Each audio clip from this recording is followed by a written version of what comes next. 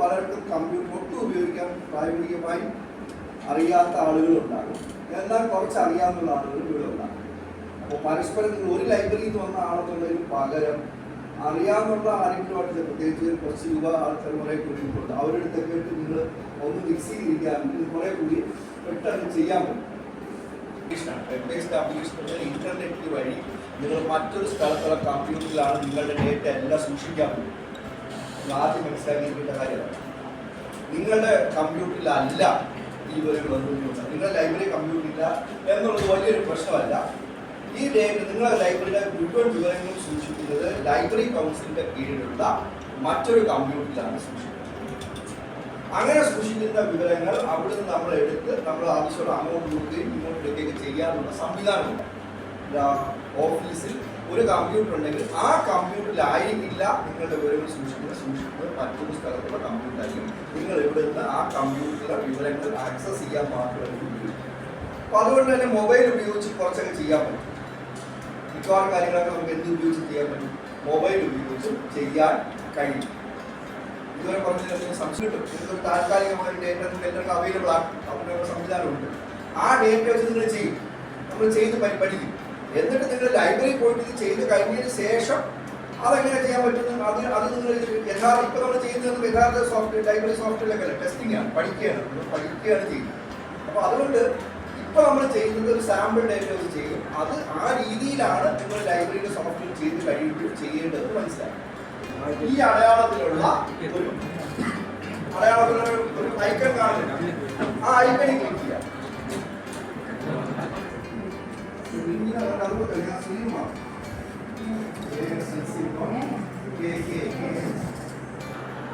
ഇനി നമുക്ക് ഇതിനകത്ത് ലോഗോ, ഇതാണ് നമ്മുടെ സോഫ്റ്റ്വെയർ സ്ക്രീൻ. നമ്മൾ ചെയ്യാൻ പോകുന്ന ഒരു കാര്യം മനസ്സിലാക്കുക, ഇത് ടെസ്റ്റ് ആണ്. ഇത് യഥാർത്ഥമായ ഡേറ്റ എന്ന് ഇതിനകത്ത് എൻട്രി ചെയ്യാൻ പോകുന്നത് തൽക്കാലം നമുക്ക് പഠനത്തിന് വേണ്ടിയിട്ട് മാത്രമുള്ള സംവിധാനം. അപ്പോൾ ഇവിടെ യൂസർ നെയിമും പാസ്വേഡും വേണം. യൂസർ നെയിമായിട്ട് നിങ്ങൾ കൊടുക്കേണ്ടത് നിങ്ങളുടെ മൊബൈൽ നമ്പർ കൊടുക്കുക. പാസ്വേഡ് ആയിട്ട് കൊടുക്കേണ്ടത് നിങ്ങളുടെ മൊബൈൽ നമ്പറിന്റെ അവസാനത്തെ 4 ഡിജിറ്റ്. പാസ്വേഡ് ആയിട്ട് കൊടുക്കേണ്ടത് അവസാനത്തെ 4 ഡിജിറ്റ്. മൊബൈൽ നമ്പർ അടയ്ക്കുക.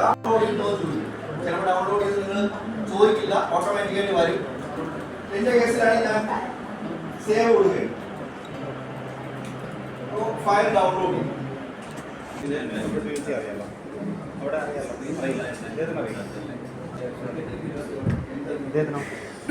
കുറച്ചേ അറിയാം.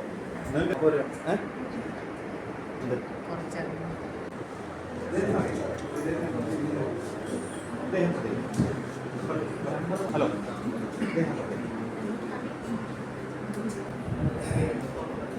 നമ്മൾ ഒന്നാം ഘട്ടത്തിൽ ഡേറ്റ എൻട്രി ചെയ്തിരുന്നു എങ്കിൽ ഇതുപോലൊരു ഫയൽ നമുക്ക് ഉണ്ടാകുമായിരുന്നു. മനസ്സിലായി? ആ നമ്പറിന്റെ പ്രത്യേകത എന്താ?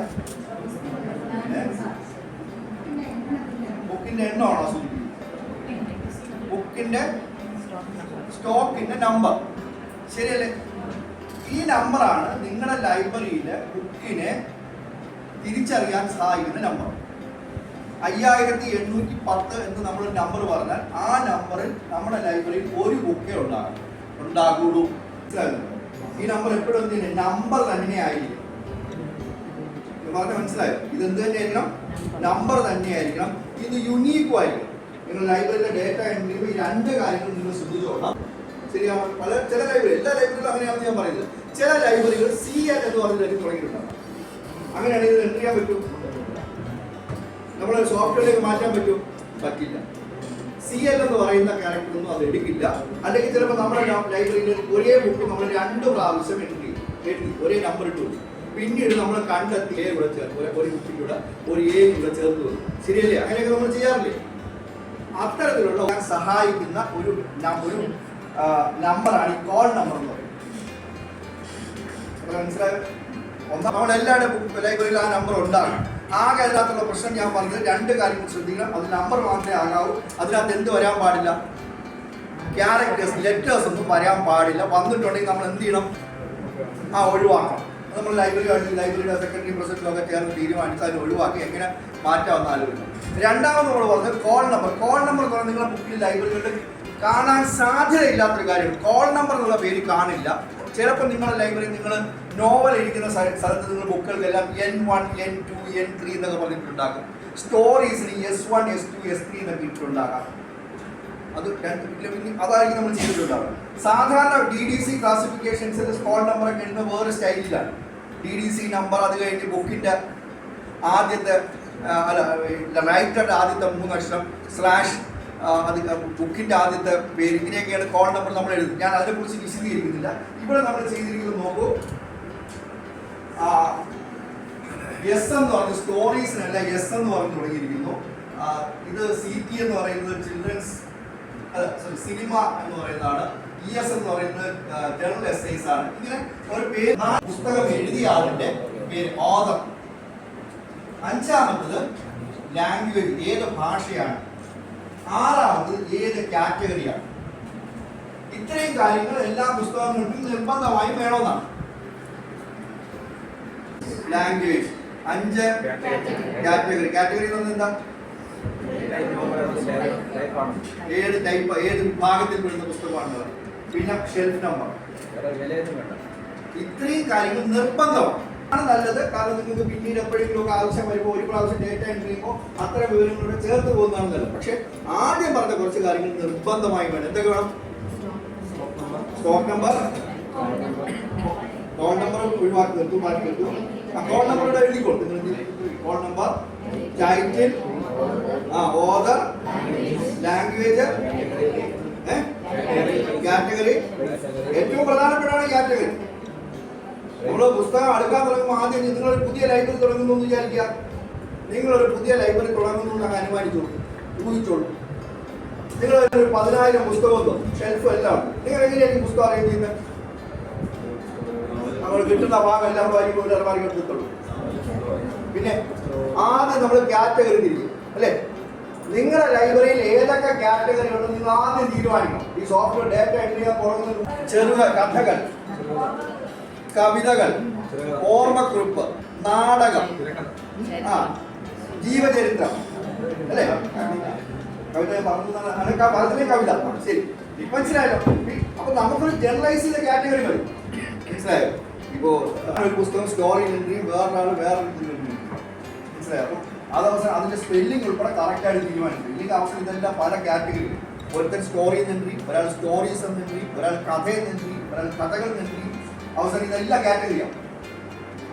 മനസ്സിലായോ? ഇതെല്ലാം ഓരോ കാറ്റഗറിയാണ്. അപ്പൊ അതുകൊണ്ട് നമ്മൾ കാറ്റഗറി തീരുമാനിക്കുക, അതിന്റെ സ്പെല്ലിംഗ്, അതിലിങ്ങനെ അതിന്റെ വാക്കുകൾ ഉൾപ്പെടെ ആദ്യം തീരും. അപ്പൊ ആ കാര്യത്തിലേക്ക് ഒന്ന് പോയിട്ട് തിരിച്ചു വന്നിട്ട് നമുക്ക് അതിനൊന്നുകൂടെ ഞാൻ പഴയ ഒരു 10 വർഷം മുമ്പ് കമ്പ്യൂട്ടർ ഡേറ്റ എൻട്രി ISM എന്നുള്ള സോഫ്റ്റ്വെയർ ഉപയോഗിച്ചാണ് ചെയ്യുന്നത്. ഓർമ്മിച്ചോളൂ, ആ ടേം ഓർമ്മിച്ചോളൂ, ISM. അതിന് ചെയ്യരുത്. മനസ്സിലായല്ലോ? ആ സോഫ്റ്റ്വെയർ ചെയ്യരുത്. അങ്ങനെ ചെയ്തിട്ടുണ്ടെങ്കിൽ നിങ്ങൾ എൻട്രി ചെയ്യാൻ പറയുമ്പോൾ നിങ്ങൾ ചിലപ്പോൾ വിചാരിക്കും എന്നാൽ പിന്നെ ഒരു ഡേറ്റ എൻട്രി കാരണം തീർക്കാം, ഇതോടുകൂടി ഇത് തീരുമല്ലോ എന്ന് വിചാരിച്ച് നമ്മൾ ഡേറ്റ എൻട്രിക്കാരെ എന്നെ പോലെ ഇച്ചിരി പ്രായമുള്ള ആളാണ് ഈ പഴയ ISM സോഫ്റ്റ്വെയർ ഉപയോഗിച്ച് ചെയ്യുന്നത്. ആ സോഫ്റ്റ്വെയർ ഉപയോഗിച്ച് ചെയ്താൽ ഇത് ഓർമ്മില്ല. രണ്ട് വ്യത്യാസമാണ്. അപ്പോൾ യൂണീക് കോഡ് എന്ന് പറഞ്ഞാൽ ഇപ്പോഴത്തെ പുതിയ കമ്പ്യൂട്ടറിലെ യൂണീക് കോഡ് ഉപയോഗിച്ചാണ് ചെയ്യുന്നത്. അവർ ചെയ്യുന്നുണ്ടാകും. അപ്പോൾ നിങ്ങൾ ഉറപ്പ് വരുത്തണം ഏത് സോഫ്റ്റ്വെയർ ഉപയോഗിക്കാവുന്ന. ISM ഉപയോഗിക്കരുത്. ഞാൻ പറഞ്ഞ മാറിപ്പോയില്ലല്ലോ, വ്യക്തമായിട്ട് മനസ്സിലായല്ലോ. നെഗറ്റീവാണ് പറഞ്ഞത്, ഉപയോഗിക്കരുത്. പിന്നെ ഏത് ഉപയോഗിക്കണം? യൂണീക് കോഡ് എന്ന് പറഞ്ഞു. അപ്പോൾ ചെയ്യുന്ന നിങ്ങൾ മൊബൈലൊക്കെ ചെയ്യുമ്പോൾ ഓട്ടോമാറ്റിക്കായിട്ട് യൂണീക് കോഡാണ് വരുന്നത്. പുതിയ കമ്പ്യൂട്ടറിലെ യൂണീക് കോഡാണ് വരുന്നത്. പക്ഷേ ആരെങ്കിലും പഴയ കമ്പ്യൂട്ടറിൽ ചെയ്യാൻ നോക്കുകയാണെങ്കിൽ ISM ഉപയോഗിക്കരുത്. പറഞ്ഞു തന്നെ ചെയ്യും. ONT കുറിപ്പ്, ചിലപ്പോൾ കുറിപ്പ് കോമ ONT ഇടും. അങ്ങനെ ഒരു സ്റ്റൈലുണ്ട്. നമുക്കത് വേണ്ട. നമ്മൾ എന്ത് ചെയ്താൽ മതി? വൈക്കം മുഹമ്മദ് ബഷീർ എന്നുള്ളത് അതുപോലെ തന്നെ ടൈപ്പ് ചെയ്താൽ മതി. സാറാ ജോസഫ് എന്നുള്ള സാറാ ജോസഫ് എന്ന് ടൈപ്പ് ചെയ്താൽ അത് ജോസഫ് സാറാ എന്ന് പേര്. അതൊരു ചിലപ്പോൾ നിങ്ങൾ ഇതാണ് മാറി. മനസ്സിലായല്ലോ? അപ്പൊ എൻട്രി ചെയ്യുമ്പോൾ ശ്രദ്ധിക്കേണ്ട കാര്യങ്ങളാണ്. ഇനി യഥാർത്ഥ പേര് കൊണ്ട് തൂലികാനാമം ഏത് ഉപയോഗിക്കണം? തൂലികാനാമം ഉപയോഗിച്ചാൽ മതി. ഉറൂബ്. PC കുട്ടികൃഷ്ണനൊക്കെ എഴുതി ടൈപ്പ് ചെയ്ത് നിങ്ങൾ ആരെങ്കിലും ഒക്കെ ചോദിച്ചാൽ ഉറൂബിന്റെ പുസ്തകം ഉണ്ടെന്ന് വെച്ചാൽ അപ്പോൾ ലൈബ്രറിയിൽ അറിയില്ല PC കുട്ടികൃഷ്ണൻ പേര് ആകെ ബുദ്ധിമുട്ടാണ്. അപ്പോൾ എന്ത് എഴുതിയാൽ മതി? ഉറൂബ് മതി. AKG ഇതൊക്കെ ആ ഷോർട്ട് ഫോമുകൾ മതി. എന്ത് വേണ്ട? AKG എന്നുള്ള AK ഗോപാലൻ എന്നൊന്നും വേണ്ട. EMS ആ പേരൊന്നും എക്സ്പാൻഡ് ചെയ്യാൻ പോകണ്ട. നിങ്ങൾ ആ കരുതുന്നു. ഇനി പറമ്പിപ്പൻ എന്ന് പറയുന്ന ഒരു നോവൽ എഴുതിയതായിരുന്നു ND മുഹമ്മദ്. അപ്പൊ ND മുഹമ്മദ് കോമ MG അല്ലെങ്കിൽ MT കോമ ND അങ്ങനെയാണ് ചെയ്യുന്നത്. 1 2 ഇതില്ല. കേസിൽ ഇംഗ്ലീഷ് പുസ്തകം ഇംഗ്ലീഷ് പുസ്തകത്തിൽ ഇത് രണ്ടാം മൂലം ഇങ്ങനെ ടൈപ്പ് ചെയ്താൽ മതി. അതായത് ഈ കാണുന്ന രീതിയിൽ വിവർത്തനങ്ങൾ ഉണ്ടെങ്കിൽ വിവർത്തനങ്ങളുടെ യഥാർത്ഥ പേര് കൂടി കൊടുക്കാം. ഉദാഹരണത്തിന് പാവങ്ങൾ. മലയാളത്തിൽ സത്യവേദ പുസ്തകത്തിന്റെ പേര് പാവങ്ങൾ എന്നാണ്. പാവങ്ങളുടെ പേരിന്റെ കൂടെ ലീ വെജിറ്റബിൾസ് എന്നുള്ള പേര് കൂടി കൊടുക്കാം. അതാണ് യഥാർത്ഥ ഫ്രഞ്ച് നിയമം, ഫ്രഞ്ച് നാമം. അപ്പൊ ആ പേര് കൂടി നിങ്ങൾക്ക് കൊടുക്കാം. ഇംഗ്ലീഷിൽ പേര് അപ്പം നോവൽ എന്നുള്ളതിന് ഇംഗ്ലീഷിൽ പേര് കൊടുക്കുക എന്നുള്ളതാണ് ഉചിതം. ഇനി 2 കാര്യങ്ങളൊക്കെ പുസ്തകത്തിന്റെ കാറ്റഗറി തീരുമാനിക്കും. അപ്പൊ കാറ്റഗറി തീരുമാനിച്ചിട്ട് പല പേര് കൊടുക്കണം. Novel, novels, Malayalam novel, Malayalam novels, ഇങ്ങനെയൊക്കെ പേര് കൊടുക്കാൻ പറ്റും. ഇങ്ങനെ 4 പേര് നിങ്ങൾ കൊടുത്ത 4 കാറ്റഗറി. മനസ്സിലായോ? ഓരോ കാറ്റഗറി, ഓരോ പേര് ഓരോ കാറ്റഗറിക്ക് ചെറിയ സ്പെല്ലിംഗ് മാറ്റിയാൽ മതി, പുതിയ കാറ്റഗറിയാണ്. നോവൽ എന്ന് എഴുതുന്നതിന് പകരം നോവൽസ് എന്നാൽ പുതിയ കാറ്റഗറിയാണ്. വ്യക്തമായി തീരുമാനിക്കണം. അപ്പൊ നിങ്ങൾ 10 പേരെ പറഞ്ഞിട്ടുണ്ടെങ്കിൽ 10 പേരും പറഞ്ഞു വിടണം ഇതാണ് കാറ്റഗറി. അല്ലെങ്കിൽ അവസാനം ഒരാൾ സ്റ്റോറി അടിക്കും, ഒരാൾ സ്റ്റോറീസ് അടിക്കും, ഒരാൾ കഥകൾ അടിക്കും. ഇതെല്ലാം പല പല കാറ്റഗറി ആയിരിക്കും. അപ്പൊ ഒന്നിലധികം പേരുകൾ ഉണ്ടാകരുത്. MAN novels, ML novels, Malayalam novels ഇങ്ങനെ വരാൻ പാടില്ല. ഷെയർ ചെയ്തിട്ടുണ്ട്. ഒന്നുകൂടെ ഷെയർ ചെയ്ത് വാങ്ങിച്ചിട്ട് അതിനകത്തേക്ക് എൻട്രി ചെയ്ത് തുടങ്ങിയത്. ഗൂഗിൾ ഫോമിൽ കുറെ കൂടി എൻട്രി ചെയ്യാൻ കുറെ കൂടി സൗകര്യമായിരിക്കും. അതുകൊണ്ടാണ് അങ്ങനെ പറയുന്നത്. എക്സൽ ഷീറ്റ് എൻട്രി ചെയ്യാൻ പോകുന്നത് കുറച്ച് പ്രയാസമാണ്. എക്സലിലേക്ക് ഡയറക്റ്റ് ആയിട്ട് നിങ്ങൾ മൊബൈൽ വഴി എൻട്രി ചെയ്യാൻ എൻട്രി ചെയ്യണമെങ്കിൽ നമുക്ക് 2 കാര്യങ്ങൾ വേണം. നമുക്ക് മലയാളം പറ്റും വേണ്ടേ? മലയാളം വേണമല്ലോ. പുസ്തകത്തിന്റെ പേരൊക്കെ എന്ത് ചെയ്യണം? മലയാളം. 90 അല്ല അതിൽ കൂടുതൽ ശതമാനം പുസ്തകങ്ങൾ മലയാളം. കമ്പ്യൂട്ടറിൽ മലയാളം എൻട്രി കീബോർഡ് ടൈപ്പ് ചെയ്യാൻ പറ്റും. പലതരം മാർഗങ്ങളുണ്ട്. അതിപ്പോൾ പ്രയാസമായതുകൊണ്ട് മൊബൈലിൽ നമുക്ക് എഴുത്ത് ഭാഷ ഉപയോഗിച്ചോ സംസാരം ഉപയോഗിച്ചോ ഒക്കെ നമുക്ക് വളരെ എളുപ്പത്തിൽ ചെയ്യാൻ പറ്റും. അതിന് ഗൂഗിൾ ഫോം ക്രിയേറ്റ് ചെയ്തിട്ടുള്ളവരുണ്ട്. ആ ഗൂഗിൾ ഫോം വെച്ചിട്ട് നിങ്ങൾ ചെയ്യുന്നതായിരിക്കും നല്ലത്. ഇപ്പോൾ അതിനെക്കുറിച്ച് പറയാനുള്ള സമയമില്ലാത്തതുകൊണ്ട് ഞാനത് പറയുന്നില്ല.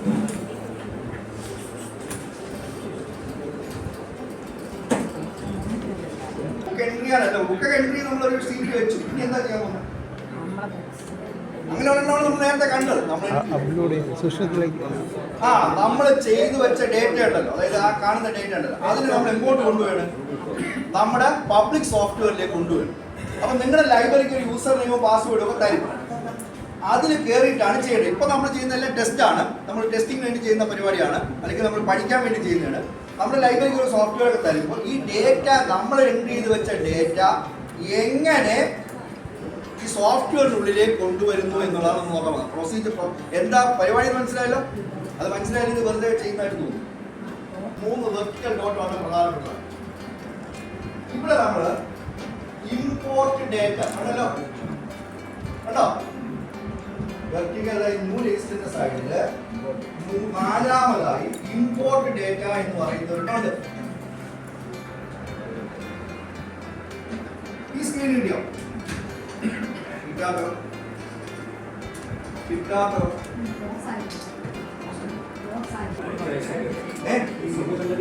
രജിസ്റ്റർ പേര് എന്തെങ്കിലും കൊടുക്കാം. എന്റെ പേര് നിങ്ങളുടെ ലൈബ്രറിയുടെ പേര് കൊടുത്തോളൂ. അല്ലെങ്കിൽ നിങ്ങൾ ചെറിയൊരു പേര് കൊടുത്താൽ ഒരുപാട് വലിയ നിങ്ങളുള്ള പേരൊന്നും കൊടുക്കാൻ നിൽക്കില്ലേ? ആ ഫയൽ സെലക്ട് ചെയ്ത് കൊടുക്കണം. അത് ഇച്ചിരി ശ്രദ്ധിച്ച് ചെയ്യേണ്ട കാര്യമാണ്. ഇവിടെ ശ്രദ്ധിച്ചോളൂ. ബുക്സ് സെലക്ട് ചെയ്തു, അതിനുശേഷം ബ്രൗസ് സെലക്ട് ചെയ്യണം. ബ്രൗസ് സെലക്ട് ചെയ്യുമ്പോൾ നിങ്ങൾ ഇത് എവിടെയാണെന്ന് പറഞ്ഞു കൊടുക്കേണ്ടി വരും. ഡെമോ എഡിറ്റ് ചെയ്ത് വേറെ സ്ഥലത്താണുള്ളത്. പറയുന്നൊരു field demo data 1 demo data 2 എന്നൊക്കെ ഇവിടെ കുഴപ്പമൊന്നുമില്ല. ഏത് വേണമെങ്കിലും സെലക്ട്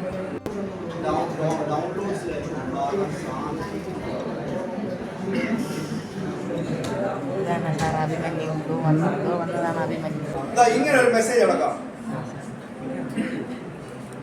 ഇങ്ങനെ ഒരു മെസ്സേജ് കിട്ടാത്തവരൊക്കെ പറയണം.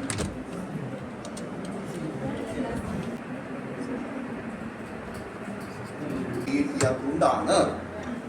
മനസ്സിലായല്ലോ? നമ്മൾ പുതിയതായിട്ട് ഈ സോഫ്റ്റ്വെയർ ചെയ്തല്ലേ, ശരിയല്ലേ?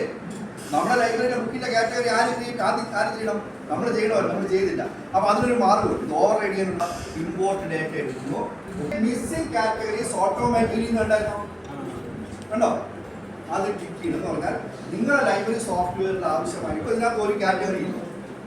അപ്പോൾ മിസ് ചെയ്ത് പോയിട്ടുള്ളത് നമ്മൾ എല്ലാ പുതിയ കാറ്റഗറിയും ആദ്യം ചെയ്യുമ്പോൾ ഓട്ടോമാറ്റിക്കായിട്ട് ക്രിയേറ്റ് ചെയ്യാൻ പറയാം. ഇത് ടിക്ക് ചെയ്യാൻ വിട്ടുപോയി, ക്രിയേറ്റ് മിസ്സിംഗ് കാറ്റഗറീസ് ഓട്ടോമാറ്റിക്കലി.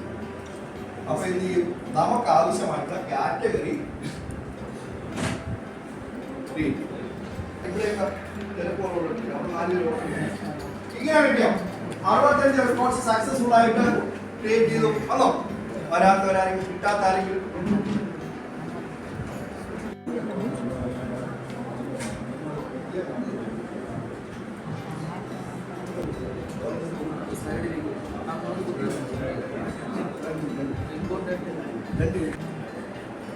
നമ്മൾ പറഞ്ഞായിരുന്നു നിർബന്ധമായും വേണ്ട ഫീൽഡുകൾ ഏതൊക്കെയായിരുന്നു? സ്റ്റോക്ക് നമ്പർ, ബുക്കിന്റെ പേര്, ഓതറിന്റെ പേര്, കാറ്റഗറി തുടങ്ങിയ കാര്യങ്ങൾ നിർബന്ധമായും വേണം. ഇതിൽ എന്ത് വിട്ടുപോയി? ഇതെവിടെ നോക്കിയാൽ എന്ത് വിട്ടുപോയി? രണ്ടാമത്തെ പറയുന്നത് ഓതർ ഇല്ല, ഓതറിന്റെ പേര് വിട്ടുപോയി. മൂന്നാമത്തെ പറയുന്നത് 2818 എന്നുള്ള ബുക്ക് ഓൾറെഡി വേറെ ബുക്കിനും കൊടുത്തിട്ടുണ്ട്, ഡ്യൂപ്ലിക്കേറ്റ് ആണ്. നാലാമത്തത് കാറ്റഗറി. അപ്പോൾ മാൻഡേറ്ററി ഫീൽഡ് വിട്ടുപോയിട്ടുണ്ടെങ്കിൽ ആ ഡേറ്റ എന്ത് ചെയ്യില്ല? അപ്പൊ എന്ത് ചെയ്യണം? ഇത് കറക്റ്റ് ചെയ്യണം. കറക്റ്റ് ചെയ്തിട്ട് പുതിയ ഫയലായിട്ട് സേവ് ചെയ്തിട്ട് ഇമ്പോർട്ട് ചെയ്യണം. അപ്പോൾ മനസ്സിലായോ? ഒരു പ്രാവശ്യം ഇമ്പോർട്ട് ചെയ്ത് കഴിഞ്ഞാൽ ആ ഡേറ്റ പിന്നെ കയറില്ല. എന്തുകൊണ്ടായിരിക്കും കയറാം? തെറ്റായി നിങ്ങൾ ഒരു പ്രാവശ്യം നിങ്ങൾ ചെയ്തു, വീണ്ടും ഇതേ ഫയൽ ഇമ്പോർട്ട് ചെയ്യാൻ പോകുകയാണെങ്കിൽ 65 ബുക്കിന് കയറില്ല. എന്തുകൊണ്ടാണ്? എന്ത് ഡ്യൂപ്ലിക്കേറ്റ്? അതാ അവിടെ ഉത്തരം പറഞ്ഞു. എന്താ കാര്യം? സ്റ്റോക്ക് നമ്പർ ഒരു പ്രാവശ്യം സമ്മതിക്കും. നമ്മൾ വീണ്ടും ഒരു പ്രാവശ്യം കൂടി എടുത്ത് അപ്ലോഡ് ചെയ്യാൻ ശ്രമിച്ചാൽ എന്ത് ചെയ്യില്ല? ആ ഡേറ്റ വരത്തില്ല. കാരണം സ്റ്റോക്ക് നമ്പർ ഡ്യൂപ്ലിക്കേറ്റ്. അപ്പോൾ നിങ്ങൾ പേടിക്കേണ്ട ആവശ്യമില്ല. 2 പ്രാവശ്യം വന്നു പോകുമെന്ന് പേടിക്കേണ്ട ആവശ്യമില്ല. സ്റ്റോക്ക് നമ്പർ ഒരേപോലെ വരാത്ത ഡ്യൂപ്ലിക്കേറ്റ് വന്നാൽ ഒരു കാരണവശാലും ഫീൽഡുകൾ കൃത്യമായിട്ട് ഡേറ്റയിൽ ഉണ്ടായിരിക്കണം. ഏതൊക്കെ മാൻഡേറ്ററി ഫീൽഡുകൾ? സ്റ്റോക്ക് നമ്പർ ആയിരിക്കണം, ഡ്യൂപ്ലിക്കേറ്റ് പാടില്ല. 2 ഓതർ, ബുക്കിന്റെ പേര്, ഓതറിന്റെ പേര്, category, language, shelf, code number. ഇത്രയും കാര്യങ്ങൾ നിർബന്ധമായി. അപ്പൊ ഇപ്പൊ നമ്മൾ ചെയ്തത് എന്താന്ന് മനസ്സിലായല്ലോ? എന്താ നമ്മൾ ചെയ്തത്? നമ്മൾ ചെയ്തത് എന്താ? അപ്ലോഡ് ചെയ്ത് ഡേറ്റ. മനസ്സിലായല്ലോ? ഇനി നമുക്ക് തിരിച്ചു വന്നിട്ട് ഇതേ പ്രോസസ്സ് തന്നെയാണ് മെമ്പർമാരുടെ പേര് ചേർത്ത്. ഓക്കെ, സൈഡിലൂടെ താഴേക്ക് ഇറങ്ങുമ്പോൾ വലതുവശത്ത് ഉണ്ടാവും, ചായയും കട്ട്ലേറ്റും ഉണ്ടാവും. അത് രണ്ടും കഴിച്ചിട്ട് എത്രയും പെട്ടെന്ന് തിരിച്ചു വരണം. നിങ്ങൾ വന്നിട്ട് വേണം.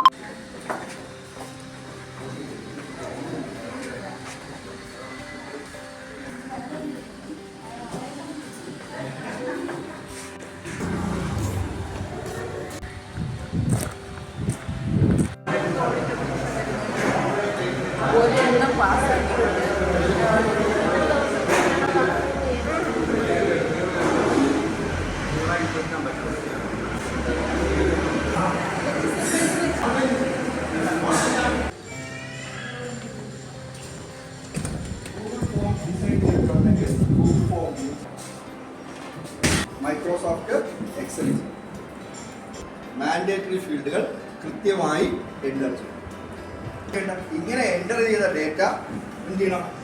പബ്ലിക് സോഫ്റ്റ്വെയറിലേക്ക് ഇമ്പോർട്ട് ചെയ്യണം. ഇങ്ങനെ എൻ്റർ ചെയ്ത ഡേറ്റ പബ്ലിക്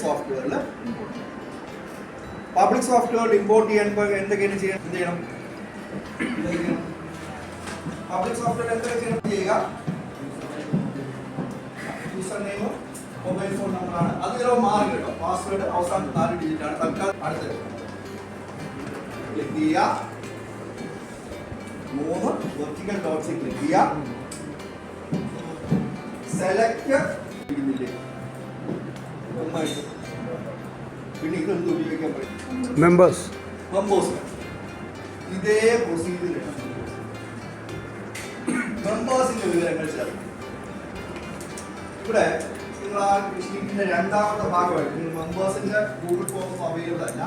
അപ്പൊ അത് ഇവിടെ രണ്ടാമത് വേണ്ടേ? പിന്നെ അഡ്രസ് വേണം. വേറൊരു പ്രധാനപ്പെട്ട വേറൊരു കാര്യം ഡേറ്റ് ഓഫ് ബർത്ത് അല്ലെങ്കിൽ ഏജ്, ഡേറ്റ് ഓഫ് ബർത്ത് അല്ലെങ്കിൽ ഏജ്, ഫോൺ നമ്പർ, അഡ്രസ് ഒക്കെ നിർബന്ധമായിട്ട് വേണമെങ്കിൽ ചേർക്കാൻ പറ്റില്ല. ഒരെണ്ണം കൂടെ വേണം, കാറ്റഗറി വേണ്ടേ? നിങ്ങളുടെ ലൈബ്രറിയിൽ പല കാറ്റഗറി ഓഫ് മെമ്പർഷിപ്പ് ഉണ്ടാകും. ലൈഫ് മെമ്പർമാരുണ്ടാകാം, നോർമൽ മെമ്പേഴ്സ് ഉണ്ടാകാം, ചിൽഡ്രൻസ് മെമ്പർഷിപ്പ് ഉണ്ടാകാം. അങ്ങനെ പല കാറ്റഗറി. പബ്ലിക് ലൈബ്രറിയിലൊക്കെ പോയി കഴിഞ്ഞാൽ ക്ലാസ് എ, ക്ലാസ് ബി എന്നൊക്കെ പറഞ്ഞ് പല കാറ്റഗറി ഉണ്ട്. എന്ന് പറഞ്ഞാൽ അതിന്റെ പ്രിവിലേജിലുള്ള വ്യത്യാസം. ക്ലാസ് എ മെമ്പർക്ക് ചിലപ്പോൾ മെമ്പർഷിപ്പ് ഫീസ് കൂടുതലായിരിക്കും, പക്ഷെ ബുക്കുകളുടെ എണ്ണം കൂടുതലായിരിക്കും. നമ്മുടെ ലൈബ്രറിക്ക് വേണ്ട നിർബന്ധമായും വേണ്ടവരെയും നമ്മൾ ചേർക്കാൻ മടിക്കരുത്. മെമ്പർഷിപ്പ് ടൈപ്പ് ഏറ്റവും അവസാനം കൊടുത്തിരിക്കുന്നത് മെമ്പർഷിപ്പ് ടൈപ്പ്. ഇപ്പോൾ എല്ലാവർക്കും വേണ്ടത് നിർബന്ധമായും വേണ്ട ഒരു കാര്യം ഫോൺ നമ്പർ, അഡ്രസ്, പിന്നെ മെയിലാണോ ഫീമെയിലാണോ വേണ്ടേ? മെയിലാണോ ഫീമെയിലാണോ ചേർത്ത് വയ്ക്കുന്നത് നല്ലതാണ്. എന്നറിയോ, പിന്നീട് എപ്പോഴെങ്കിലും നിങ്ങളുടെ ലൈബ്രറിയിൽ എത്ര വനിതാ മെമ്പർമാരുണ്ടെന്ന് ആരും ചോദിച്ചാൽ എടുക്കാൻ എളുപ്പമാണ്. ജോയിൻ ചെയ്ത തീയതി, ഏത് തീയതിയിലാണ് നിങ്ങൾ മെമ്പർഷിപ്പ് കൊടുത്തത്, ഇക്കാര്യങ്ങൾ. പിന്നെ ബ്ലഡ് ഗ്രൂപ്പ് ഒക്കെ വേണമെങ്കിൽ ചേരാം. എന്ത് ചെയ്യണം? ഇനി അടുത്ത് എന്ത് ചെയ്യണം?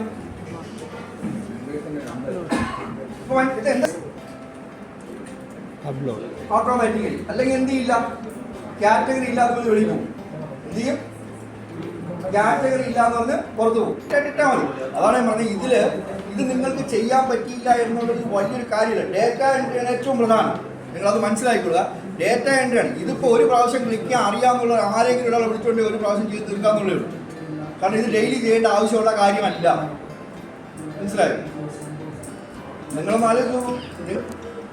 ഇനി നിങ്ങൾ ബൾക്കായിട്ട് ഡേറ്റ, അതായത് പുസ്തകം നമ്മൾ ഗ്രഡേഷൻ സമയത്ത് ബൾക്കായിട്ട് ബുക്ക് വരും. ആ സമയത്താണല്ലോ നമുക്ക് ഏറ്റവും കൂടുതൽ ബുക്ക് വരുന്നത്. ആ സമയത്ത് ചിലപ്പോൾ 10-300 ബുക്ക് വരും. ആ സമയത്ത് ഇതുപോലെ എൻട്രി ചെയ്യേണ്ടി വന്നേക്കാം. അതാണെങ്കിൽ പോലും കുഴപ്പമില്ല. ഡേറ്റ എൻട്രി ചെയ്താൽ ആരെങ്കിലും കൊണ്ട് ചെയ്യിക്കാൻ പറ്റും. ഈ മെമ്പർമാരുടെ ചേർക്കേണ്ടതല്ലായിരുന്നു. അങ്ങനെയാണെങ്കിൽ നമുക്കത് ഒഴിവാക്കാനുള്ള മാർഗമുണ്ട്. അതാണ് ഈ വെരിഫിക്കേഷൻ. അപ്പോൾ നമ്മൾ ആ വെരിഫിക്കേഷൻ ക്ലിക്ക് ചെയ്യുന്നു. അപ്ലോഡ് ചെയ്ത ഡീറ്റെയിൽസ് മുഴുവൻ കാണും. ഇനി ഞാൻ പറഞ്ഞിട്ട് സൈഡ് എടുത്തു കഴിഞ്ഞാൽ നമുക്ക് ഈ ഇതിലേതെങ്കിലും പുസ്തകം ഡിലീറ്റ് ചെയ്യണമെന്നുണ്ടെങ്കിൽ അതിലെ ക്ലിക്ക് ചെയ്തിട്ട് ഡിലീറ്റ് ചെയ്യാൻ. നിങ്ങൾ ഡേറ്റ എൻട്രി ചെയ്തു. ഡേറ്റ എൻട്രി ചെയ്തപ്പോഴാണ് മനസ്സിലായത് നിങ്ങളുടെ സ്റ്റോറേജിലേക്ക് പോകണം. ഇങ്ങനെ മാറ്റാനും പറ്റില്ല. വെരിഫൈ. ഇനി നമുക്ക് ആ പുസ്തകം ഇനി അടുത്ത വെരിഫൈ എന്ന് വ്യൂ ചെയ്ത് നോക്കിയിട്ട് വെരിഫൈ ചെയ്യും. എല്ലാവരും വ്യൂ ചെയ്ത് നോക്കി. എഴുതാനല്ലേ ഡാഷ്ബോർഡിൽ ക്ലിക്ക് ചെയ്യും. ഡാഷ്ബോർഡ് മോഡ് ക്ലിക്ക് ചെയ്യാം. ഡാഷ്ബോർഡ് ഇവിടെ ക്ലിക്ക് ചെയ്താൽ ബില്ലും ബുക്കും വെച്ചിട്ട് എൻട്രി ചെയ്യും. എന്നിട്ട് നമ്മൾ അത് കറക്റ്റ് ആണോ എന്ന് നമ്മൾ പരിശോധിച്ച് നോക്കും. ഇത് ശരിയായിട്ടാണോ ചെയ്തിട്ടില്ല വെരിഫിക്കേഷൻ. അത്രേ ഉള്ളൂ. അപ്പൊ ഇനി നമ്മൾ എന്തിലെത്തി? കമ്പ്യൂട്ടർ വഴിയുള്ള ബുക്ക് സർക്കുലേഷന് റെഡിയായി. എന്തൊക്കെ ചെയ്തപ്പോഴാണ് റെഡിയായത്? ബുക്കിന്റെ വിവരങ്ങളും മെമ്പർമാരുടെ വിവരങ്ങളും ചേർത്തപ്പോ റെഡിയായി. അപ്പൊ നമുക്ക് ഇഷ്യൂ ചെയ്യണമെങ്കിൽ ബുക്കിന്റെ നമ്പർ ഇന്ത്യൻ ചാനലുണ്ട് 3986 എഴുതി വെച്ചു 3876 2821 ഷീൽസ് 4060 2245 3627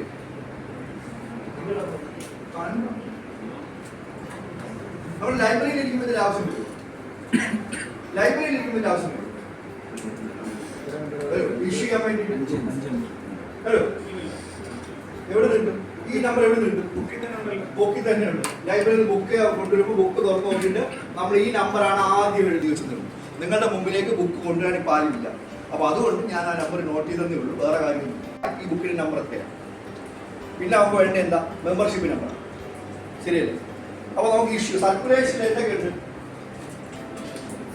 സർക്കുലേഷൻ എന്തൊക്കെയുണ്ട്? ഇഷ്യൂ ബുക്സ് ഉണ്ട്, സെർച്ച് ഉണ്ട് അല്ലേ? നമുക്ക് സർക്കുലേഷൻ ക്ലിക്ക് ചെയ്യാം.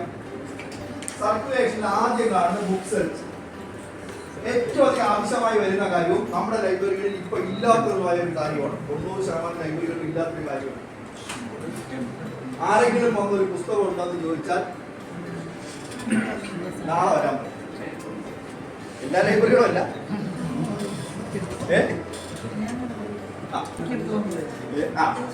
നമ്മുടെ ലൈബ്രറിയിൽ ഇപ്പോ ഒരു പുസ്തകം ഉണ്ടെന്ന് ചോദിച്ചാൽ നമ്മൾ സാധാരണഗതിയിൽ ഇപ്പൊ പറയുന്ന പരിപാടി നാളെ വരാൻ പറയും. വേറെ ഒന്നും കൊണ്ടല്ല, നമ്മൾ ഈ ബുക്ക് ഉണ്ടോന്ന് ഷെൽഫിൽ പോയി നോക്കി തപ്പി പിടിച്ച് ചോദിക്കുന്നത്.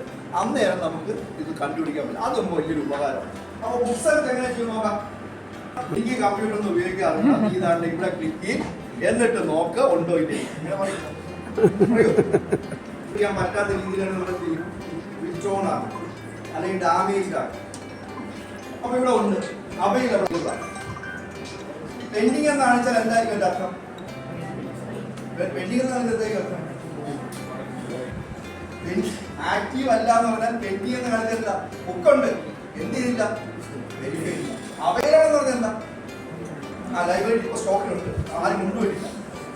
നിങ്ങൾക്ക് നമ്മുടെ ലൈബ്രറിയിൽ ഏതൊക്കെ സ്റ്റോറീസ് ഉണ്ടെന്ന് അറിയാം. സ്റ്റോറീസ് മാത്രമേ.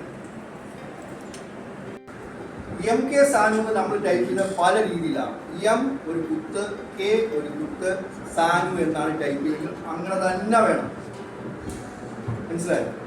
ചിലപ്പോൾ ടൈപ്പ് ചെയ്താൽ എം കഴിഞ്ഞൊരു സ്പേസ്, കെ കഴിഞ്ഞൊരു സ്പേസ്, സാനു എന്നായി. അപ്പോൾ അങ്ങനെയൊക്കെ വരുമ്പോൾ നമ്മൾ സെർച്ച് ചെയ്യുന്ന സമയത്ത് അത്തരം ഡേറ്റ കൃത്യമാക്കാൻ ശ്രമിക്കും. എന്തേ കൊടുക്കാവും? സാനുവിനെ കൊടുക്കാം. മനസ്സിലായോ? എം ടി വാസുദേവൻ നായർ എന്നുള്ളത് എം ടി എന്ന് ചിലപ്പോൾ നിങ്ങൾ പല രീതിയിൽ കൊടുത്തിട്ടുണ്ട്. അപ്പോൾ വാസുദേവൻ എന്ന് ടൈപ്പ് ചെയ്യുന്നതായിരിക്കും കുറെ കൂടി ചിലപ്പോൾ കൃത്യമായിട്ട് കിട്ടുക. അല്ലെങ്കിൽ നിങ്ങൾ ഡേറ്റ എൻട്രി ചെയ്തപ്പോൾ എം ടി എന്നുള്ള കൊടുത്തിരുന്ന കൃത്യമായിട്ടാണ്. എം ഒരു ഡോട്ട്, ടി ഒരു ഡോട്ട്, അങ്ങനെയാണെങ്കിലേ കിട്ടുള്ളൂ. അല്ലാതെ നിങ്ങൾ എം ടി ടൈപ്പ് ചെയ്താൽ എടുക്കില്ല. മനസ്സിലായല്ലോ? സെർച്ച് ചെയ്യുമ്പോൾ അത് ശ്രദ്ധിച്ചോളാം. മുഴുവൻ പേരും ആക്യുറേറ്റ് ആയിട്ട് കൊടുക്കണ്ട. ഏറെക്കുറെ ആ പേരിനോട് സാമ്യം വരുന്ന രീതിയിൽ ആദ്യത്തെ 3 or 4 ലെറ്റർ ടൈപ്പ് ചെയ്താൽ മതിയാകും. രണ്ടാം മുഴത്തിന് രണ്ടാം ഇത് മതി. അപ്പോൾ ബാക്കി ഒന്നുമില്ല. രണ്ടാ ഇത് തുടങ്ങുന്ന എല്ലാ ബുക്കുകളും വരും. അപ്പോൾ അതിനകത്ത് എടുക്കാം. ഇനി ഈ മെമ്പർ ഇഷ്യൂ ബുക്സ് എടുക്കുക, ക്ലിക്ക് ചെയ്യുക. നിങ്ങൾ ചെയ്യില്ല, ഇഷ്യൂ ബുക്സ് എടുക്കുക. എന്നിട്ട് മനസ്സിലായോ? എന്താ ഇവിടെ വെച്ചിരിക്കുന്ന ടെമ്പററി ബോക്സിൽ വെച്ചിരിക്കണം, കാപ്പി വെച്ചിരിക്കണം. അപ്പോഴാണ് അവൻ പറയുന്നത്, സാറേ എനിക്ക് ഈ ബുക്ക് വേണ്ട, ഞാൻ തിരിച്ചു വെച്ചിട്ട് പോകും, എനിക്ക് ഒരെണ്ണം മതി എന്ന് പറഞ്ഞാൽ എന്ത് ചെയ്യണം? അങ്ങനെ വരാറില്ലേ? അങ്ങനെ വന്നിട്ടില്ലേ? അപ്പോഴത്തേക്ക് കുറച്ച് കഴിഞ്ഞാൽ പറഞ്ഞു, ഇല്ല വേണ്ട, എനിക്ക് 3 എണ്ണം മതി, അല്ലെങ്കിൽ എനിക്ക് ഇത് മാറ്റിയിട്ട് വേറെ ചെയ്യുന്ന. പിന്നെ എന്താ ചെയ്യുന്നത്? കാർട്ടിൽ വെക്കണം. ഞാൻ പറയുന്നത് ശ്രദ്ധിച്ചോണ്ട് കാർട്ടിൽ കൊണ്ട് വെക്കണം. അപ്പൊ ഇനി ഇതൊന്ന് വേണ്ട എന്നുണ്ടെങ്കിൽ നിങ്ങൾ എന്ത് ചെയ്യാം? റിമൂവ് കൊടുത്തിട്ട് ഡിലീറ്റ് എന്ന് ടൈപ്പ് ചെയ്യണം. ഡിലീറ്റ് എന്ന് ക്യാപിറ്റൽ ലെറ്റർ ടൈപ്പ് ചെയ്യണം. ഡിലീറ്റ്, അത് യാദൃച്ഛികമായി ഡിലീറ്റ് ചെയ്ത് പോകാൻ വേണ്ടിയാണ് ഡിലീറ്റ് എന്ന് ടൈപ്പ് ചെയ്യണം. ഇനി ഇഷ്യൂ ബുക്സ് ഇവിടെ ക്ലിക്ക് ചെയ്യണം. പലരും ശ്രദ്ധിക്കുന്നില്ല, കുറച്ച് കാര്യത്തിൽ എവിടെ എന്നിട്ട് 2 ബുക്ക് ഇഷ്യൂ ചെയ്യണം. ക്വസ്റ്റ്യൻ മനസ്സിലായല്ലോ? ദേവരാജന് 3 ബുക്ക് കാർട്ടിലേക്ക് ആഡ് ചെയ്യണം, 1 എണ്ണം കാർട്ടിൽ നിന്ന് മാറ്റണം, 2 എണ്ണം ഇഷ്യൂ ചെയ്യണം. അടുത്ത ആള് രഞ്ജിനിക്ക് 47-25, രഞ്ജിനിക്ക് 1 ബുക്ക് ഇഷ്യൂ ചെയ്യണം. രഞ്ജിനിക്ക് 1 ബുക്ക് ഇഷ്യൂ ചെയ്യണം. അപ്പൊ അതിന് രമാദേവിക്ക് 1 ബുക്ക് ഇഷ്യൂ ചെയ്യണം. 3 ഇഷ്യൂ വേണം. ദേവരാജന്, രമാദേവിക്ക്, രഞ്ജിനിക്ക് രമാദേവിക്ക് ഓരോ ബുക്ക്. ദേവരാജന് 3 ബുക്ക് കാർട്ടിൽ കൊണ്ടുവയ്ക്കണം, 1 എണ്ണം റിമൂവ് ചെയ്യണം. ആ റിമൂവ് ചെയ്യാൻ ഞാൻ പറയുന്നതിൽ പ്രത്യേകിച്ച് ഒരു കാര്യമുണ്ട്, അത് ചെയ്ത് നോക്കുമ്പോൾ മനസ്സിലാവും. ചെയ്ത് നോക്കൂ. 3 ഡോട്ട് ഉണ്ട്, അവിടെ ഇഷ്യൂ ബുക്സ് എടുക്കുന്നു. ഇഷ്യൂ ചെയ്യുന്ന ബുക്ക് ഏതാണോ ബുക്ക് 22-45 ഇഷ്യൂ ചെയ്യാൻ നോക്കട്ടെ. 22-45 സെർച്ച് ചെയ്യാൻ നോക്കുമ്പോൾ വരുന്നുണ്ട്, അവൈലബിൾ ആണ്. Add to cart. അടുത്ത ബുക്ക് ഒരെണ്ണം പറഞ്ഞ ബുക്ക് ഇഷ്യൂ ചെയ്യാൻ വേണ്ടി റെഡിയാണ്. 3 ബുക്ക് കാർട്ടിലുണ്ട്. അന്നേരമാണ് പറയുന്നത് ഗെറ്റ് സുമൻ വേണ്ട. എന്ത് ചെയ്യും? റിമൂവ്. എവിടെ ക്ലിക്ക് ചെയ്താൽ റിമൂവ് കിട്ടും? ഇവിടെ ക്ലിക്ക് ചെയ്താൽ റിമൂവ് കിട്ടും. റിമൂവ് വെറുതെ ചെയ്യാൻ പറ്റില്ല. ഇനി എന്ത് ചെയ്യണം? ഡിലീറ്റ് എന്ന് ടൈപ്പ് ചെയ്യണം. അതെങ്ങനെ ടൈപ്പ് ചെയ്യണം? ക്യാപിറ്റൽ ലെറ്ററിൽ ടൈപ്പ് ചെയ്യണം. ഓക്കെ, റിമൂവ് ചെയ്തു. ഇനി ഇഷ്യൂ ബുക്സ് 2 ബുക്കാണ് ഇഷ്യൂ ബുക്ക്. ഇഷ്യൂ മാത്രം വീണ്ടും ചോദിക്കും കൺഫേം ഇഷ്യൂ, കൺഫേം. ഓക്കെ, അപ്പോൾ അയാൾക്ക് 2 ബുക്ക് ഇഷ്യൂ ചെയ്തു. 22-ാം തീയതി തിരിച്ചു വന്നു. 14 ദിവസമാണ് ഞാൻ കാണിച്ചിട്ടുള്ള നോട്ട്. അപ്പോൾ റിട്ടേൺ ബുക്സ് എളുപ്പമല്ലേ? പ്രശ്നമില്ലല്ലോ. റിട്ടേൺ ബുക്സ് മെമ്പർഷിപ്പ് അറിയണോ? മെമ്പർഷിപ്പ് നമ്പർ അറിയണോ? റിട്ടേൺ ബുക്സിന് എന്ത് ചെയ്യാം? ഇഷ്യൂ ആണോ കാണിക്കുന്നത്? പിന്നെ എന്തായിരിക്കും ചെയ്യാം? റിന്യൂ ആയിരിക്കും ചെയ്യുക. നമുക്ക് അത് എന്തുകൊണ്ടാണ് അങ്ങനെ വരുന്നത്? വായിച്ചു തീർന്നില്ല. 2 ആഴ്ച കഴിയുമ്പോൾ നമുക്ക് ഫൈൻ ഉണ്ടാകും. അപ്പൊ സർക്കുലേഷൻ എന്തൊക്കെയാണ് ചെയ്യാൻ പറ്റുന്നത്? സർക്കുലേഷൻ എന്തൊക്കെ ഓപ്ഷൻസ് ആണുള്ളത്? Book search. എന്തൊക്കെ വെച്ച് സെർച്ച് ചെയ്യാം? ബുക്കിന്റെ നമ്പർ വെച്ച് സെർച്ച് ചെയ്യാം, പേര് വെച്ചിട്ട് സെർച്ച് ചെയ്യാം, ഓതറിന്റെ പേര് വെച്ച് സെർച്ച് ചെയ്യാം. രണ്ടാമത്തത് ബുക്ക് ഇഷ്യൂ. ഇഷ്യൂ ചെയ്യുന്നത് എങ്ങനെയാണ്? നിങ്ങൾ മെമ്പർഷിപ്പ് നമ്പർ താഴെ കാണിച്ചിരിക്കും. ആ മെമ്പറിന് നേരെ ഉള്ള 3 ഡോട്ട് ക്ലിക്ക് ചെയ്യാം. 2 ഓപ്ഷൻസ് വരും. എന്തൊക്കെ ഉണ്ടാകും ഓപ്ഷൻസ്? മെമ്പർഷിപ്പ് ഇഷ്യൂ ബുക്ക് വരുമ്പോൾ എന്താ കാണിച്ചിരിക്കുന്നത്? എന്താ കാണിച്ചിട്ടുണ്ടാവുക? ഇഷ്യൂ ബുക്സിന്റെ എന്താ കാണിച്ചിട്ടുണ്ടാവുക? അങ്ങനെ എത്ര ബുക്ക് ഉണ്ടോ അത്രയും ബുക്ക് എന്തിലേക്ക് ആഡ് ചെയ്യണം? കാർട്ടിലേക്ക് ആഡ് ചെയ്യണം. കാർട്ടിലേക്ക് ആഡ് ചെയ്തിട്ടുള്ള റിമൂവ് ചെയ്യാൻ പറ്റുമോ? പറ്റുമ്പോൾ എന്ത് ചെയ്യണം? റിമൂവ് ചെയ്യാൻ പറയുമ്പോൾ എന്തുകൂടെ കൊടുക്കേണ്ടി വരും? ഡിലീറ്റ് എന്നുള്ള ഓപ്ഷൻ കൂടെ വേണ്ടി വരും. ഡിലീറ്റ് വരിക, എന്നിട്ട് ഇഷ്യൂ ബുക്സ് കൊടുക്കുക. ഇഷ്യൂ ബുക്സ് കൊടുക്കുമ്പോൾ കൺഫേം ചോദിക്കും, ഇഷ്യൂ ആണ്. റിട്ടേൺ ബുക്സിന്റെ അവിടെ എടുക്കുമ്പോൾ എന്താ ചെയ്യുന്നത്? ഇഷ്യൂ ചെയ്തിട്ടുള്ള ബുക്കുകളെല്ലാം അവിടെ കാണിച്ചിട്ടുണ്ടാകും. അതിന് നേരെ ക്ലിക്ക് ചെയ്യുക, അല്ലെങ്കിൽ ആ നമ്പർ വെച്ച് സെർച്ച് ചെയ്യുക. അപ്പോൾ ആ ബുക്ക് കാണിക്കും.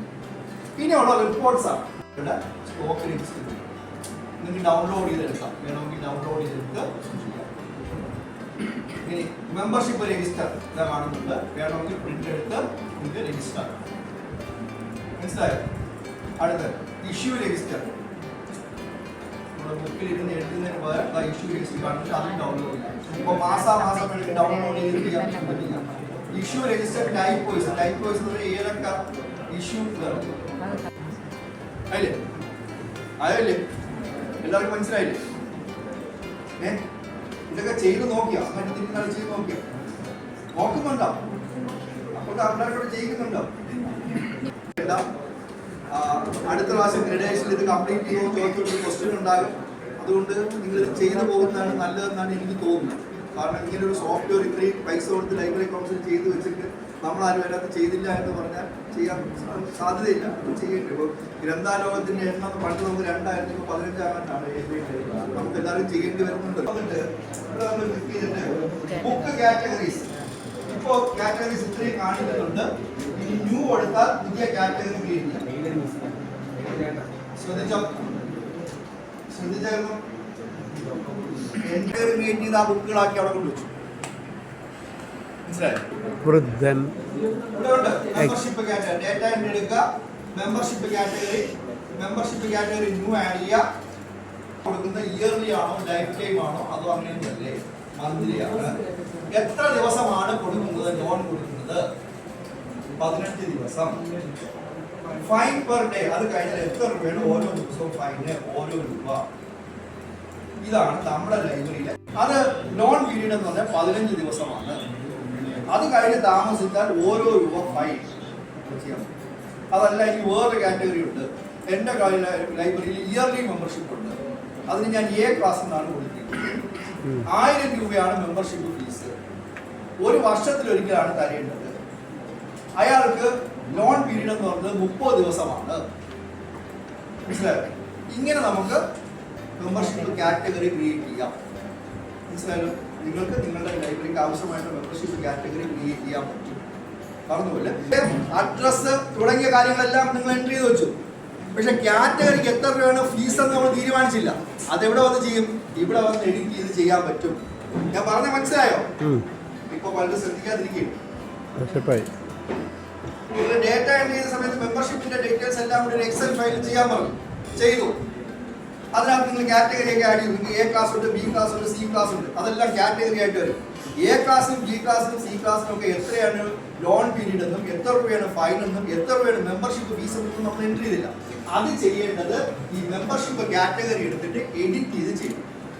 മനസ്സിലായല്ലോ? രജിസ്റ്റർ ഒരു പേര് കൊടുക്കുക.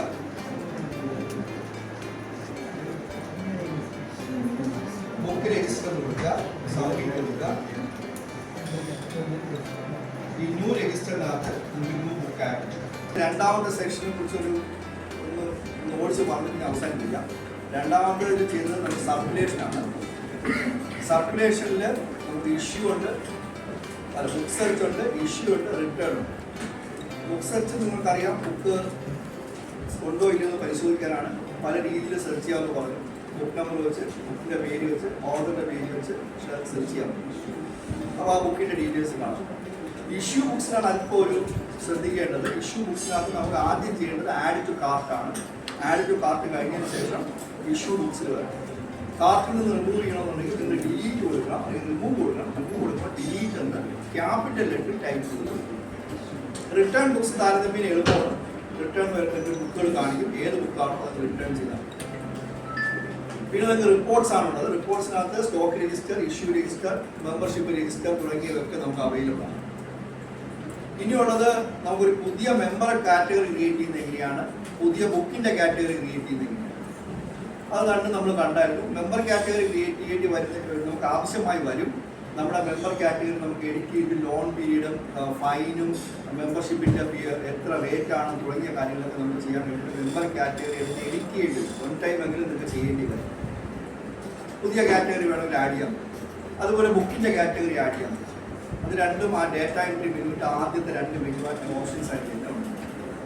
പിന്നെ ഉള്ളത് ഒരു പുതിയ ബുക്ക് ആഡ് ചെയ്യുന്നത്, പുതിയ മെമ്പർ ആഡ് ചെയ്യും. അത് രണ്ടും നമ്മൾ ആ ന്യൂ രജിസ്റ്റർ എടുത്തിട്ട് നമുക്ക് ആഡ് ചെയ്യാം.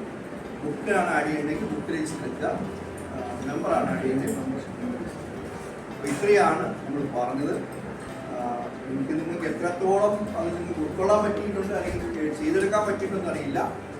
ഈ ഓപ്ഷൻ ഇത് സോഫ്റ്റ്വെയർ തൽക്കാലം കുറച്ച് ദിവസം കൂടി നിങ്ങൾക്ക് അവൈലബിൾ ആകുമെന്നാണ് കരുതുന്നത്. നിങ്ങളുടെ മൊബൈലിൽ ഇത് ലോഗിൻ ചെയ്തിട്ട് നിങ്ങളുടെ മൊബൈലിൽ ലോഗിൻ ചെയ്യുക. മൊബൈലിൽ ലോഗിൻ ചെയ്തിട്ട് ഇത് ചെയ്ത് നോക്കാൻ പറ്റും. നിങ്ങളുടെ യൂസർ നെയിം പാസ്വേഡ് കൊടുത്തിട്ട് നിങ്ങൾ ഏതെങ്കിലും ഒരു നമ്പർ, പുതിയ നമ്പറുടെ പുതിയ നമ്പർ നിങ്ങൾ ചെയ്യാം.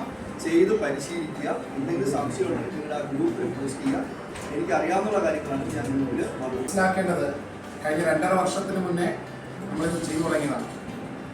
കഴിഞ്ഞ നവംബറിലെങ്കിൽ ഇത് ലോഞ്ച് ചെയ്യണമെന്ന് വിചാരിച്ചു, നടന്നില്ല. ഈ ഗ്രന്ഥശാല ദിനത്തിന് എന്തെങ്കിലും ഓപ്പൺ ചെയ്യണമെന്ന് വിചാരിച്ചു, അതും നടന്നില്ല. നമ്മൾ മനസ്സിലാക്കേണ്ടത് എല്ലാ ബുക്കുകളും എൻട്രി ചെയ്ത് എത്ര ലൈബ്രറി ഉണ്ട്? 10,000 ബുക്ക്, 10 അല്ലല്ല, പബ്ലിക് അല്ല, ഞാൻ പബ്ലിക് എന്ന് പറയുന്നില്ല. എക്സൽ ഷീറ്റിൽ എല്ലാ ബുക്കും എൻട്രി ചെയ്തു. അത് ഈ മഞ്ചേരി അങ്ങനെയുള്ള ലാംഗ്വേജ് ഉപയോഗിച്ചിട്ടായിരിക്കും മലയാളം ടൈപ്പ് ചെയ്ത് വെച്ചിട്ടുള്ളത്. നമ്മൾ അതിനെല്ലാം കൺവേർട്ട് ചെയ്യാൻ പിന്നീട് ചെയ്യും. ഇതിൽ മനസ്സിലാക്കേണ്ടത് എക്സൽ ഷീറ്റ് നിർബന്ധമാണ്. നമ്മൾ എല്ലാ ഡേറ്റാസും അതിൽ എന്ത് ചെയ്തിരിക്കണം? എൻട്രി ചെയ്തിരിക്കണം. ഓക്കെ, അത് വെച്ചിട്ടാണ് ചെയ്യേണ്ടത്. നിങ്ങൾക്കിപ്പോൾ യൂസർ ഐ ഡിയും പാസ്വേഡും എന്ന് പറയുന്ന ഒരു സാധനമുണ്ട്. അത് തരണമെങ്കിൽ നിങ്ങൾ ഈ എല്ലാ ഡേറ്റാസും ചെയ്ത് സ്റ്റേറ്റ് ലൈബ്രറി കൗൺസിലിൽ ഇപ്പോൾ എനിക്ക് തോന്നുന്നു തിരുവനന്തപുരത്ത് നിന്ന് 6 ലൈബ്രറികളുടെ പേര് ഓൾറെഡി വന്നിട്ടുണ്ട്. 6 ലൈബ്രറിയുടെ പേര് ഫുൾ പേരും, അതായത് എല്ലാ ബുക്കുകളുടെ ലിസ്റ്റും അവർ മെമ്പർ ലിസ്റ്റ്, സ്റ്റോക്ക് രജിസ്റ്റർ എല്ലാം എൻട്രി ചെയ്തിട്ടുള്ളവരുടെ 6 ലൈബ്രറികൾ കംപ്ലീറ്റ് ആയി. നമുക്ക് മൊത്തം 8324 ലൈബ്രറികളാണ് ഈ സ്റ്റേറ്റിലുള്ളത്. അതിൽ 10% പോലും കംപ്ലീറ്റ് ആയിട്ടില്ല എന്നുള്ള വസ്തുത നാം മനസ്സിലാക്കണം. അടുത്ത് 200 എണ്ണം പോലും ഇതുവരെ കംപ്ലീറ്റ് ആയിട്ടില്ല. അപ്പോൾ അതൊക്കെ ചെയ്യാനാണ് നമ്മുടെ ആഗ്രഹം. ഈ നവംബർ 1-നെങ്കിലും ഇത് ലോഞ്ച് ചെയ്യണം വളരെ ആഗ്രഹത്തോടെ നടക്കുകയാണ്. നിങ്ങൾ എല്ലാവരും ഒന്ന് സഹകരിക്കുക. ഇതിൽ ഗ്രൂപ്പിൽ ആരെങ്കിലും ട്രെയിനിങ് ഗ്രൂപ്പിൽ ഇല്ലാത്തവർ അതാത് താലൂക്ക് സമിതിയിൽ വിളിച്ച് അവരെന്ത് ചെയ്യുക, ഗ്രൂപ്പിൽ ആഡ് ചെയ്യാനുള്ള കാര്യങ്ങൾ ശ്രദ്ധിക്കുക എന്ന് മാത്രം നിങ്ങൾ പറയാനുണ്ട്. ബാക്കിയുള്ളത് സപ്പോർട്ട്. അതുപോലെ ഗ്രൂപ്പിൽ ആഡ് ചെയ്യും. ഗ്രൂപ്പിൽ ആഡ് ചെയ്തെങ്കിൽ മാത്രമേ നിങ്ങൾക്ക് ഉണ്ടാകുന്ന സംശയങ്ങൾ കൃത്യമായി പരിഹരിക്കാൻ കഴിയത്തുള്ളൂ. ഏറ്റവും പ്രധാനപ്പെട്ട കാര്യം, നിങ്ങൾക്ക് നിങ്ങളുടെ ലൈബ്രറിയിൽ ഒരു കമ്പ്യൂട്ടർ ഉണ്ടാകാമെന്നുള്ളത്. കമ്പ്യൂട്ടർ ഉണ്ടാവാതെ നിങ്ങൾ ഇതെല്ലാം പഠിച്ച് വെച്ച് വാൾപ്പേറ്റെല്ലാം പഠിച്ചു, വാള് കഴിഞ്ഞില്ല, ഇങ്ങനെ കൈ വെച്ച് കാണിക്കാനേ പറ്റുള്ളൂ. അപ്പോൾ അത് മാറണമെങ്കിൽ നിങ്ങളൊരു കമ്പ്യൂട്ടർ നിങ്ങളുടെ ലൈബ്രറിക്ക് ഉണ്ടാവണം. അങ്ങനെ കമ്പ്യൂട്ടർ ലൈബ്രറിക്ക് ഉണ്ടാവണമെങ്കിൽ നിങ്ങൾ മാത്രം വിചാരിച്ചാൽ പോലെ സെക്രട്ടറി പ്രസിഡന്റ് വിചാരിക്കും. നിങ്ങൾ അവരെ നിരന്തരം ബന്ധപ്പെട്ട് നിരന്തരം അവരോട് പറയണം. ലൈബ്രറി കൗൺസിലുകാരുടെ സെക്രട്ടറി പ്രസിഡന്റിന്റെ ഉപേക്ഷ കൊണ്ടാണ് ഈ മാത്രമേ നിങ്ങൾക്ക് ഉണ്ടാകുന്ന സംശയങ്ങൾ കൃത്യമായി പരിഹരിക്കാൻ കഴിയത്തുള്ളൂ. 2-3 കമ്പ്യൂട്ടറുള്ള ഗ്രന്ഥശാലകൾ എനിക്കറിയാം. അവരെല്ലാം സ്വന്തം നിലയിൽ MLA-മാരെ MP-മാരുടെ ഫണ്ട് ഉപയോഗിച്ചൊക്കെ വാങ്ങിച്ചവരാണ്. സ്വന്തം നിലയിൽ നേരിട്ട് ബാങ്കുകളുമായിട്ട് ബന്ധപ്പെട്ട് പഴയത് മേടിച്ചവരുണ്ട്. അപ്പോൾ നിങ്ങളുടെ ഒരു ശ്രമം ഉണ്ടെങ്കിൽ, ഞാൻ നിങ്ങളെ കുറ്റപ്പെടുത്തുന്നില്ല, ഗ്രന്ഥശാലയുടെ ഭരണസമിതിയിൽ നേതൃത്വം കൊടുക്കുന്ന സെക്രട്ടറി പ്രസിഡന്റ് വിചാരിച്ചാലേ നടക്കും. അപ്പോൾ അവരെ വാങ്ങിക്കണമെങ്കിൽ അവർക്ക് വേറെ ചില ഗ്രന്ഥശാല സെക്രട്ടറിമാർക്കും പ്രസിഡന്റുമാർക്കൊക്കെ ഒരുപാട് ഉത്തരവാദിത്വം. വേറെ നാട്ടിലെ ഒരുപാട് കാര്യങ്ങൾ കൊണ്ടു കിടക്കുന്നവരാണ് ഗ്രന്ഥശാല സെക്രട്ടറി പ്രസിഡന്റ്. അവർക്ക് ഇതിനൊന്നും നേരം കാണത്തില്ല. ഇതും കൂടെ ചെയ്യണമെന്നുള്ള അവർ നിങ്ങൾ നിരന്തരം ബന്ധപ്പെട്ട് നിരന്തരം ശല്യപ്പെടുത്തിയാൽ മാത്രമേ അവരുടെ ഭാഗത്ത് നിന്ന് അങ്ങനെ ഇനീഷ്യേറ്റീവ് ഉണ്ടാവുള്ളൂ. അങ്ങനെ ചെയ്യണം എന്ന് മാത്രം പറഞ്ഞുകൊണ്ട് അവസാനിപ്പിക്കുകയാണ്. നിങ്ങൾക്ക് ചെറിയ യാത്രാപടി ലൈബ്രറി കൗൺസിലിന്റെ ഭാഗത്തു നിന്ന് തരും. ഓരോ താലൂക്കുകാർക്കും വ്യത്യസ്തമാണ് റേറ്റ്. അപ്പോൾ ഒരാൾക്ക് കിട്ടിയതായിരിക്കും ഒരാൾക്ക് കിട്ടുന്നത്. വർക്കലയിൽ നിന്നും നേരികരയിൽ നിന്നും ഇവിടെ വന്നവർക്ക് ഉള്ള അറിയിച്ച് തിരുവനന്തപുരം താലൂക്കിൽ വരുന്ന സജികുമാർ സാറിന് കൊടുക്കുന്നത്. അതുകൊണ്ട് ചെറിയ വ്യത്യാസം അതിനകത്തുണ്ടാവും. സാറിന്റെ കൃത്യശേഖരം 2 കിലോമീറ്റർ അപ്പുറമാണ്.